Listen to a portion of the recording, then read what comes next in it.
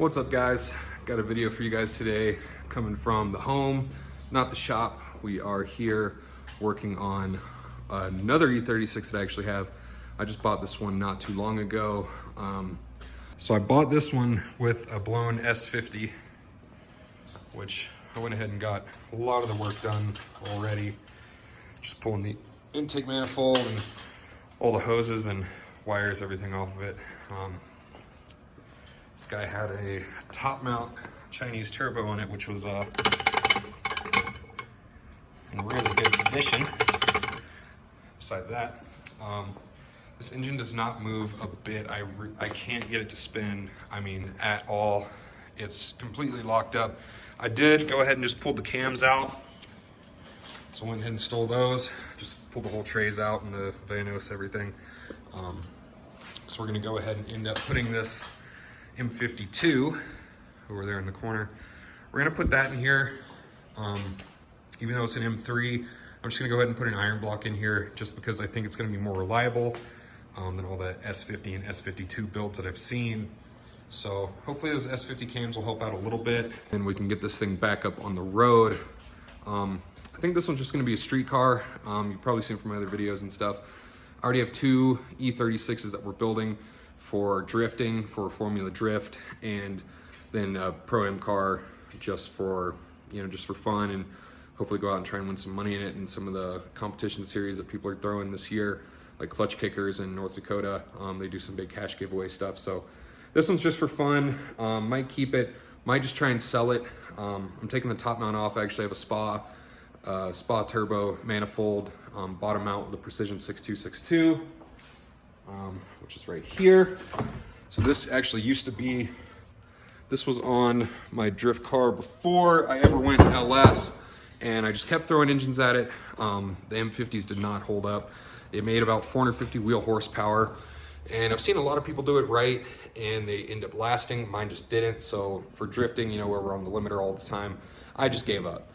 So hopefully just for a street car, it'll hold up. We gotta, kind of switch over. There's different engine management on this car than what I'm putting back in it, so there's gonna be a lot of wiring and stuff to do after the fact, but hopefully just by the end of the day today, we'll get at least this engine out. I'd like to also at least get the manifold and turbo mounted on the other engine so that it's ready to go in. If we end up having a good night, it'll be sitting in the car, and then we can just start doing everything from there. It's already got a transmission mounted on it. It's a little light, but I'll come show you this anyway. It's already got a ZF trans on it with a 6-puck clutch in there. This was my buddy's engine, so it's already got the MLS head gasket in it. It's already head studded.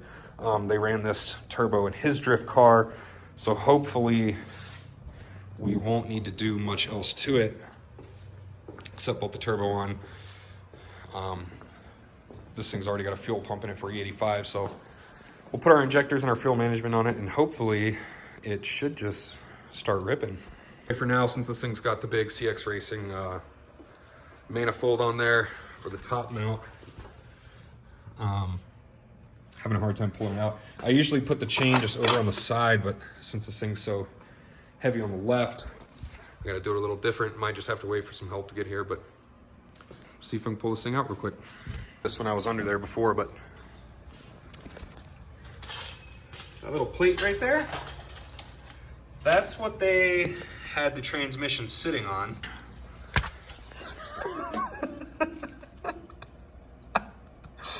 Who gave this dude a welder? This was basically just when you thought it couldn't get any worse. Oh my God, it looks like a wasp's nest. That was the trans mount, and there's no hole. The trans was just sitting on it, and now, I was just doing like a test pull just to see if I could lift it up out, if the chain was set up right on the top of the motor, but now I can't set it back down because the trans has nowhere to go. So, unfortunately, I got the engine all sorts of cockeyed in here. So I was being impatient trying to pull it out by myself. This is great. All right, so we made a little bit of progress. Zach came to my rescue. Say hi, Zach. Hi. This is actually unofficial announcement. Zach is gonna be my spotter for filming the drift this year. And he's also a great mechanic, so we might just have him working double duties all the time. But anyway, engine's out. We're gonna pull the trans off this one and pull the clutch. So hopefully I can sell it to a buddy of mine. Get some money back out of this piece. And get the turbo mounted up on the other engine and get it back in there. So let's do that. Still down here buttoning up a couple things, but manifold's on, turbo's on, wastegate on, downpipe. We're gonna need a new one. But anyway, it's on. We did it all on the ground, which was very fun. But we're about to go ahead and try and stab it in the car. Well, not stab it, more so just fit that big gap. But nonetheless, engine's going in. It's getting pretty late, so we're trying to just get it set in there for tonight. Car's definitely nowhere near running. That's probably gonna be a few more days of changing over a bunch of wiring and fuel rail, fuel injectors, all the tuning stuff. Is completely different going back in from what we pulled out of it. So anyway, hopefully just get this thing in here, set it down tonight, and get some good sleep. Zach, come give me somebody. We fucking did it. I actually got it done before midnight too. So like, as promised, got the motor in by tonight. Well, promised myself, which is good. Feels good. But like I said, still got a few days worth of work at least. Getting this thing all buttoned up and ready to go. And then still have to get a new exhaust built for it. Replace this hood. Because it has a big hole in it from the top mount that was here with the blast pipe. But anyway, yeah, that's it. M52's in. Still gonna, at some point, pull the valve cover off and put the S50 cams in there. Get it all timed up. Make sure it's timed up the way we like it. See the turbo's down in there now instead of on top. Precision. So we got a real nice turbo in there now. Still got to go and clean up all this, and there's just a lot of grimy stuff back in here. So probably gonna have to spend a day detailing it at some point. Probably put the wheels back on and just roll it outside and maybe pressure wash it before we button it all up. Anyway, super happy that we got this all done in, you know, mostly a day, especially dealing with trying to put together the custom downpipe and wastegate, all that stuff.